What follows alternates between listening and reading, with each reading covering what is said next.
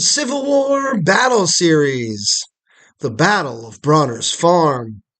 With Union and Confederate forces massing around the key railroad junction of Manassas, Virginia, Stonewall Jackson's Second Corps confronted Brigadier General John Gibbon's Iron Brigade at the tiny hamlet of Groveton.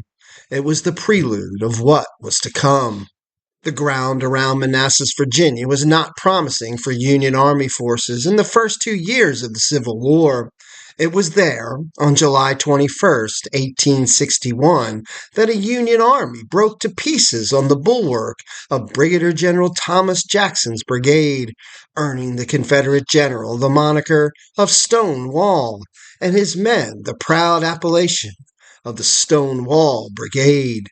The scene of the first major battle of the war, Manassas was about to become the focus of attention once again.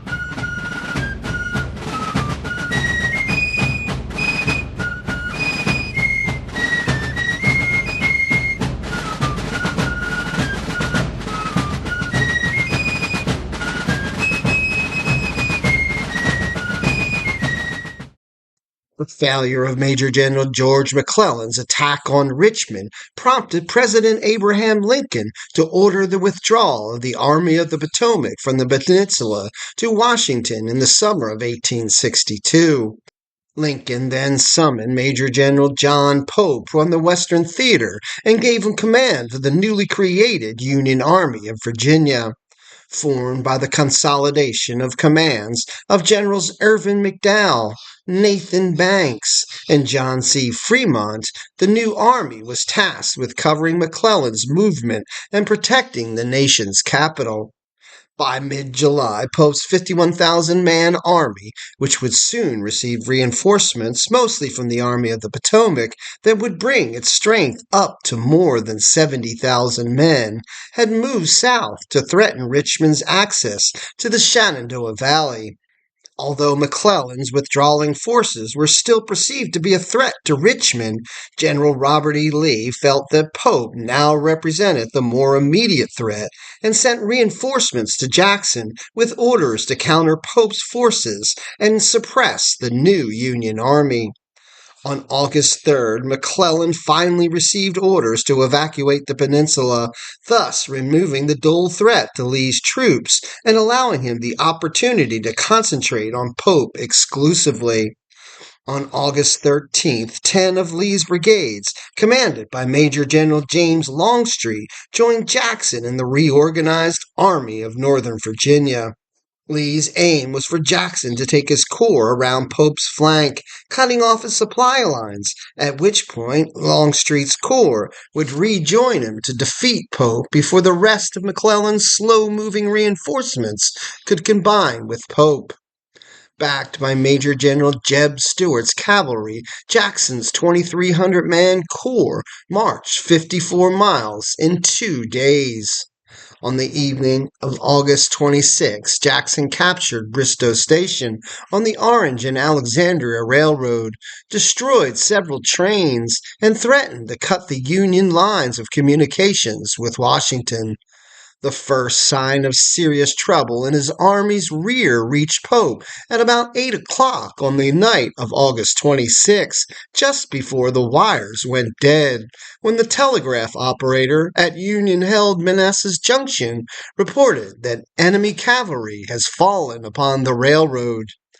Confederate Brigadier General Isaac Tremble was en route from Bristow Station to Manassas Junction, 4 miles up the line, with 2 regiments of infantry. Before midnight, he easily captured the huge but lightly defended Union supply depot.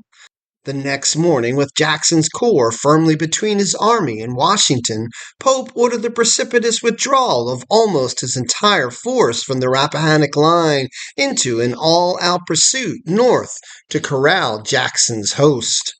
For 2 days, Pope exhausted his combined force in a massive, futile search for Jackson, first ordering his units to converge on Manassas Junction. When Pope arrived there in person at noon on the 28th to find his antagonist gone, he concluded, incorrectly, that the Confederate divisions had moved east to Centerville, and he rerouted his scattered units there. Repeated marches and countermarches in the Virginia heat took a heavy toll on officers, enlisted men, and horses. Meanwhile, Jackson had actually moved his men in the opposite direction. After ransacking the massive supply base at Manassas Junction and putting the torch to whatever his men could not consume or carry away, Jackson consolidated his 3 divisions several miles to the northwest along Stony Ridge, north of the tiny hamlet of Groveton, not far from the old Manassas battlefield. Jackson had chosen a superb defensive position a few hundred yards up the hill from the strategic Warrenton Turnpike. Hidden in the fields and woods behind the embankments of an unfinished railroad, he could monitor Union movement on the turnpike while awaiting the arrival of Longstreet's wing of the Army of Northern Virginia. The Confederates had an excellent view of the turnpike to their front and could easily launch a strike against an isolated unit of Pope's army moving along the pike. Late on the afternoon of August 28th, Jackson was reconnoitering the ridge to his front when blue-coated troops belonging to the division of Brigadier General Rufus King came into view, marching east along the pike in the direction of Centerville. As his worried staff watched, Jackson rode down the ridge for a better look, trotting slowly back and forth within musket range of the blue infantry columns, which paid him no heed. As the sun was about to set, King's column drew abreast of Jackson's position. Jackson rode back to his officers on the ridge and calmly told them, "Bring up your men, gentlemen." Within minutes, the Battle of Brawner's Farm erupted in earnest.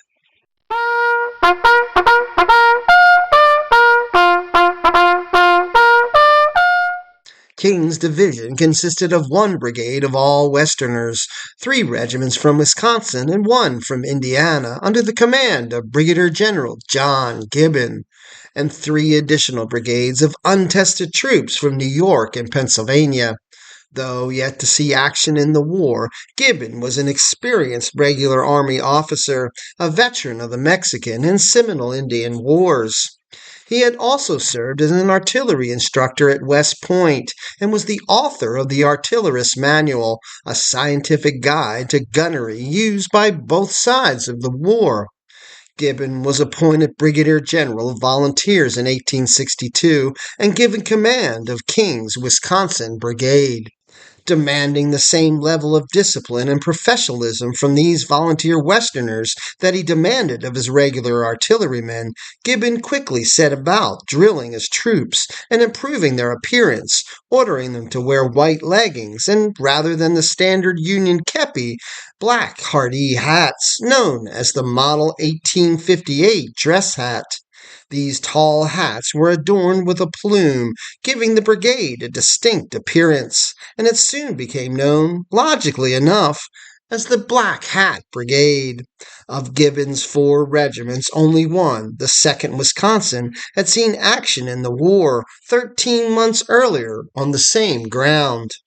King was commanding his division from an ambulance after suffering a severe epileptic seizure on August 23rd. Now, as his mile-long column unknowingly neared the front of Jackson's entire corps, with Brigadier General John Hatch's brigade in the lead, King suffered another mild seizure that rendered him combat ineffective and left his division without a commander for the remainder of the evening. At 6 p.m., after Hatch's brigade marched through Grovetown past the Brawner and Dugan farms north of the turnpike, his men approached a knoll east of the village and spotted movement on the ridge to the north. With Hatch now in temporary command of the division, the Blue Column halted, while the 14th Brooklyn was brought up to reconnoiter the woods and fields below the ridge line. Finding nothing, they fell back to the pike. As Hatch and the other brigade commanders, Gibbon and Brigadier Generals Abner Doubleday and Marcena Patrick, scanned the ridgeline with field glasses, a lone Confederate horse-drawn battery emerged from the trees and wheeled into position. Captain Ashton Gerber's Staunton artillery promptly opened up on the Union column. Their third discharge found the range and began targeting Gibbon's brigade and the two brigades behind him, strung out along the pike. As shells screamed overhead and exploded around them, some of the Union column quickly scattered, their ambulances and wagons careening, panic-stricken off the road into the fields and forests south of the pike. The New York regiments in Patrick's brigade, now about 1,000 yards behind Gibbon, immediately broke up and headed for the trees. They would not participate in the fight to come, despite Gibbon's repeated pleas for help. It would be hours before Patrick could regain control of his troops, leaving Gibbon and Doubleday to contend with the Confederates by themselves. Hatch had marched his lead brigade farther east along the turnpike, putting himself out of the fighting and almost out of range of the Confederate cannons. With his brigade posted on the road a quarter-mile behind Hatch's, Gibbon rode to a knoll north of the pike and watched as two additional Confederate batteries emerged from the tree line, unlimbered, and opened fire on the broken Union column on the road below. Keeping his head like the veteran he was, Gibbon shouted for his old battery, Battery B of the 4th U.S. Artillery, to deploy on a small knoll east of Brawner's farmhouse. Soon the ground trembled violently as Union and Confederate gunners exchanged fire. Within minutes, the Union regulars were getting the better of it, and the Southerners elected to pull their guns back to safety. Just as those guns fell back, Jackson sent in another battery on Gibbon's left, and it began blasting case and solid shot at the Union battery. Doubleday's lead regiment, the 76th New York, was hit hard and began to panic. Its commander, Colonel William Wainwright, succeeded in calming his jittery troops. Gibbon quickly ordered his entire brigade off the road and north into the cover of the trees of the Brawner farm, followed by Doubleday's entire brigade. At this moment, Gibbon could only assume that this was merely harassing fire from a few light horse batteries. He had no idea that Jackson's entire force of almost 24,000 men lay just beyond the trees within a mile of his position. Doubleday found Gibbon, and the two brigadiers agreed that since Jackson's main force was reported to be at Centerville, the artillery to their front must be that of Stuart's Confederate horse artillery. Gibbon quickly assented to Doubleday's suggestion that an attack on the closest enemy battery was called for.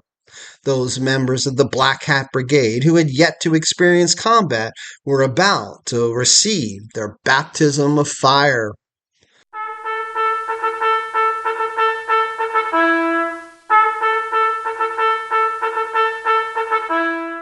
Gibbon ordered Colonel Edgar O'Connor, commanding the 2nd Wisconsin, to advance his regiment and capture one of Stuart's guns. The Badgers moved through the woods onto open ground and formed into line of battle, pushing out skirmishers and finally halting in a broom-sedged field near the southern end of the ridge, 300 yards from the Brawner farm. To their front and left lay a log farmhouse, a barn, several outbuildings, and a peach and apple orchard. Suddenly, a long line of Confederate infantry columns emerged from the woods to the right and a bit farther up the hill, 5 scarlet battle flags waving proudly, one for each Virginia regiment marching forward. It was the storied Stonewall Brigade, the flower of the Confederate Army. Called Jackson's foot cavalry because of the incredible distances they could travel in mere days, they were arguably the best soldiers in Lee's army. Veterans of every major battle fought in the East, Jackson's men had suffered heavy losses in the 7 Days and Shenandoah campaigns, cutting their numbers from 2,000 to 800. But this 800, commanded by Colonel William Baylor, were tough, seasoned, hard fighters and outnumbered Gibbon's Badgers by almost 2 to 1. Soon, Gibson's troops found themselves under musket fire from the advancing Confederates. Although the sight of Jackson's veterans sent a ripple of awe through Gibbon's line, the Wisconsin men weren't deterred and continued moving up the hill toward the enemy. Other than a few wild volleys that endangered the Union skirmishers more than it did the Confederates, the 450 men of the 2nd Wisconsin held their fire. As the two groups closed to musket range, one young Union soldier noted that his comrades held their pieces with a tighter grasp and began to murmur quietly, "Come on, God damn you." At less than 100 yards, the 2nd Wisconsin unleashed what a Confederate officer remembered as a most terrific and deadly fire. The Virginians staggered and came to a halt in the face of the Union volley. The Confederate column pushed forward to an old fence 80 yards from the blue line, halted, and opened fire themselves, letting loose with a fearsome rebel yell. Within 1 minute, all was enveloped in smoke, wrote one Union survivor, and a sheet of flame seemed to go out from each side to the other along the whole length of the line. For 20 minutes, the two lines blazed away as casualties began to mount. O'Connor was knocked from his horse by musket fire and died within the hour. Soon the Confederate numbers began to tell as the 4th Virginia gained the fences and outbuildings around the Brawner home, threatening to overlap the Badgers' left flank. Gibbon ordered Colonel Solomon Meredith's 19th Indiana, 423 men strong, to move up on the Badgers' flank east of the Brawner home. As the inexperienced Hoosiers moved into position, they came under a murderous volley from the 4th Virginia. Somehow they steadied themselves and began to fire back as rapidly as the more experienced Wisconsin men next to them. With the initial advance by the Stonewall Brigade stalled and the daylight beginning to fade, Jackson attempted to bring additional units into the fray. The closest troops available were 3 or 4 regiments of Brigadier General Alexander Lawton's brigade. Ignoring the chain of command, the impatient Jackson personally led some 900 Georgia troops across 400 yards of open ground into a blaze of fire from Federal muskets.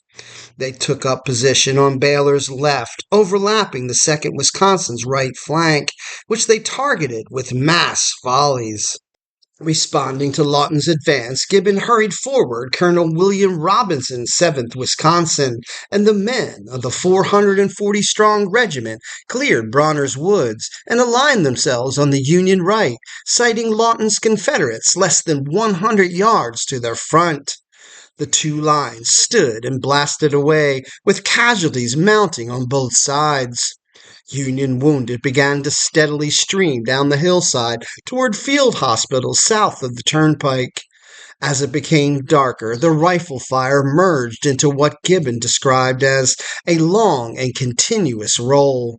In his ambulance, south of the pike, King wrote that as the dim twilight deepened, night and hell seemed to come down together. As the brutal fighting continued, Jackson became uncharacteristically desperate. The Union troops were fighting with what he described later as obstinate determination, and Jackson was not a man given to hyperbole. He tried to get more men into the line to break the Union front once and for all. He dispatched Trimble's 1,200-man brigade to form up on the Stonewall Brigade's left, hoping to envelop Gibbon's line and turn the Union flank. However, as Trimble's men approached their place in the Confederate line, they discovered that Gibbon was ahead of Jackson. Gibbon had sent his last regiment, Colonel Lysander Cutler's 6th Wisconsin, forward into a dry steam bed, lengthening the Union line to the right. As Cutler's green troops moved up the slope, they could clearly see, even as darkness approached, their 2nd and 7th Wisconsin comrades on higher ground to their left. They were, as one Union survivor remembered, seemingly under the concentrated fire of at least 6 times their own numbers. As Cutler's men fell into line, he ordered them to halt, dressed their ranks, and opened fire. A sheet of flame from 500 muskets erupted. At a range of only 75 yards, the Union volley brought the Southerners to a complete and utterly stunned halt. One Union survivor from the 6th Wisconsin recalled, "Every gun cracked at once, and the line in front, which had faced us as the command ready, melted away, and instead of the heavy line of battle that was there before our volley, they presented the appearance of a skirmish line." Tremble's troops were veterans and doggedly continued their advance, seeking cover behind an old snake rail fence, and were soon firing back. For 90 minutes, the two lines exchanged murderous volleys as the light grew dimmer and dimmer. When he discovered a 250-yard gap in his line between the 7th Wisconsin's right and the left of the 6th, Gibbon appealed to Hatch, Doubleday, and Patrick for help. Tied down under heavy Confederate artillery fire, Hatch managed to send one regiment to support Gibbon's artillery units. Patrick preferred to hold in place. As far as he was concerned, Gibbon, the son of a slaveholder from North Carolina, with 3 brothers, 2 brothers-in-law, and a cousin serving the Confederacy, had gotten himself into this scrape, and he would have to get himself out. Doubleday unilaterally ordered forward the 450-man 76th New York and the 531 men of the 56th Pennsylvania to aid Gibbon. Almost 1,000 fresh troops moved into the gap, stiffening Gibbon's battered line as well as completing it. The Union line now stretched for nearly half a mile, with 6 regiments, 2,781 men engaged. On the other side, Jackson had committed 3 brigades against Gibbon and Doubleday, and now had more than 3,000 men engaged. Although he had over 20,000 troops in the area, he was having difficulty bringing more troops to bear. Darkness was less than an hour away. On the Union left, the 19th Indiana and 2nd Wisconsin continued to battle the Stonewall Brigade. In the smoke and dust of the Union right, 6th Wisconsin and Tremble's men fired blindly at each other's muzzle flashes. The lines remained locked in pitched battle. Refusing to accept a stalemate at 7:15 p.m., Jackson ordered Brigadier General William Telefaro to dispatch a fresh brigade against the 19th Indiana on the Union left. Telefaro's nearest uncommitted brigade, that of his uncle, Colonel A.G. Telefaro, was more than a quarter-mile away and would take some time to arrive. Jackson ordered a frontal assault by the combined forces of Lawton and Tremble to advance and crush all resistance. Only one unit, Tremble's brigade, was able to respond immediately. Due to a deadly lapse in communications that seemingly plagued the Confederates for the entire day, only 2 of Tremble's 4 regiments got the order to advance, and they went forward together, unsupported, with their flanks hanging in the air. Tremble's 21st Georgia and 21st North Carolina received a devastating volley from the 56th Pennsylvania to their front, while the 6th Wisconsin poured musket fire into the Confederate left. Within seconds, the attacking line seemed to melt into the ground, withered by the storm of lead fired upon it. One 6th Wisconsin officer remembered, "Human nature could not stand such a terrible wasting fire. It literally mowed out great gaps in the line." As Tremble's assault ground to a complete halt, Jackson rode to Lawton, whose brigade of Georgians was now near the center of the Confederate line, and ordered him forward. Once again, only 2 regiments, the 26th and 28th Georgia, responded, and they met a fate similar to Tremble's, as the 7th Wisconsin and 76th New York wheeled from their position to deliver a crushing volley into the southern flank. "Our fire perfectly annihilated the rebels," one soldier in the 7th Wisconsin reported. A 76th New Yorker added, "No rebel of that column who escaped death will ever forget that volley. It seemed like one gun." The 26th Georgia suffered 74% casualties in the assault, leaving their colors on the field. The survivors fell back to their original positions. Nothing came of the Confederate advance, but both sides battled on, neither advancing nor retreating. The final act in the bloody drama came on the Federal left wing, where Gibbon, realizing the tactical importance of the 19th Indiana's position, had stationed himself for the duration of the fighting. Confederate artilleryman Captain John Pelham hurried 3 rifle guns from the rear and managed to get 2 of them unlimbered within 100 yards of the 19th's line. Seeing this, Colonel Meredith, known as Long Saw to his troops for his 6-foot, 7-inch height, moved 2 companies to his left and forward, where their fire forced Pelham to move his guns back. Meredith himself was severely wounded when his horse was shot and fell on top of him. Behind Pelham came 3 of the 5 regiments of the brigade commanded by Taliaferro's uncle, some 600 Virginians and Georgians, the last of Jackson's immediate reinforcements in that sector. The fresh troops halted in the yard of the now riddled Brawner home and raked the Union left line as almost full darkness shrouded the field. The most terrific musketry fire I have ever listened to rolled along the 2 lines of battle, Gibbon recalled later, neither side yielding a foot. At last, after Pelham's guns found the range from their new position, adding to the rain of musket fire, Gibbon ordered the 19th Indiana to conduct a fighting retreat. After almost 2 hours of continuous, close-range fighting and heavy losses on both sides, darkness and fatigue finally slowed the firing, and the battle ground to a halt sometime after 8 p.m. When it was all over, both sides had suffered heavily. 1 of every 3 men to enter the battle was killed or wounded, but neither could claim a tactical victory. Jackson had not communicated well with his division commanders, resulting in piecemeal frontal attacks that were met by determined opposition from 6 Union regiments. Jackson commanded 14 brigades, was able to get only 3 seriously engaged, fielding brigades, Baylors and Trimbles, and regiments of 2 other brigades commanded by Lawton and A.G. Taliaferro.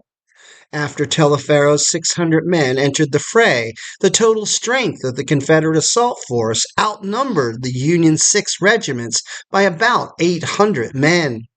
Jackson lost 2 of his 3 division commanders. A Minié ball shattered Ewell's leg, and Taliaferro was wounded 3 times and put out of action. And Major General A.P. Hill's reinforcements arrived too late to take part.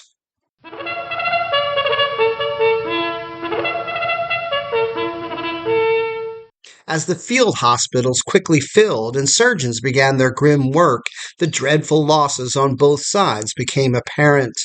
The first 2 units to enter the fray suffered terribly. The 2nd Wisconsin went into battle with 430 men and counted 276 casualties, including 83 men killed outright, while the Stonewall Brigade suffered 300 casualties, almost 40% of its strength. The 19th Indiana suffered heavy losses as well, around 60%, with 260 casualties out of 423 men.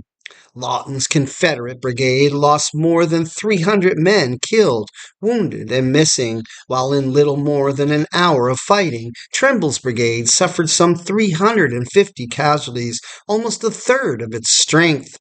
Trimble's 21st Georgia lost 184 men out of 242, the second worst Confederate regimental loss in the entire war, second only to the 1st Texas at the Battle of Antietam. As a whole, Gibbon's brigade lost almost 40% of its strength, 725 casualties out of 1,900 troops engaged. Doubleday's 2 regiments suffered another 425 casualties, bringing the Federal total to 1,150. Jackson's forces of 3,500 suffered 1,100 casualties. King reassumed command at about 11 p.m. After conferring with his brigade commanders, he decided to march his battered division to Manassas Junction, 8 miles away. The division of Brigadier General James Rickett joined him on the road, retreating through Thoroughfare Gap after a brief encounter with Longstreet's Confederate wing as the latter was making its way to the battlefield. All things considered, Brawner's farm was not one of Stonewall Jackson's shining moments. Although fully invested and present on the battlefield, he had been unable to win a tactical victory over an isolated, outnumbered Union division fighting without a commander.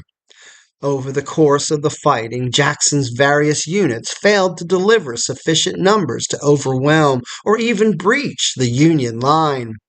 Taliaferro was slow getting his divisions to the front.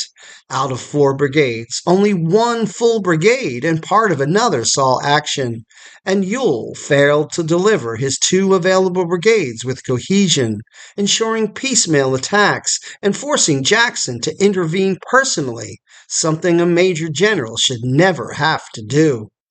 Both Ewell and Taliaferro were seriously wounded during the battle, further adding to the command problems the Confederates faced. John Gibbons, on the other hand, could take away a measure of pride in his performance and that of his largely untested men. After the Battle of Brawner's Farm, the members of the Black Hat Brigade could truly say that they had been to see the elephant, as Civil War soldiers called the experience of combat. They had lived, some of them anyway, to fight another day, but though they were always ready for battle, as one of them noted, after Brawner's Farm, they were no longer eager for it. Spoken like a true veteran. It's your history. Learn it, know it, and love it.